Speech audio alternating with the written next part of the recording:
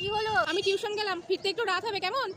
আচ্ছা যাচ্ছিস যা। টিউশনে যাওয়ার পথে রাস্তায় একটা বটগাছ পড়ে না, আর ওখানে পেছন থেকে যদি কেউ ডাকে খবরদার সাড়া দিবি না, আর পিছন ফিরে তাকাবিও না। ওটা হচ্ছে নিশির ডাক। আচ্ছা ঠিক আছে চললাম আমি।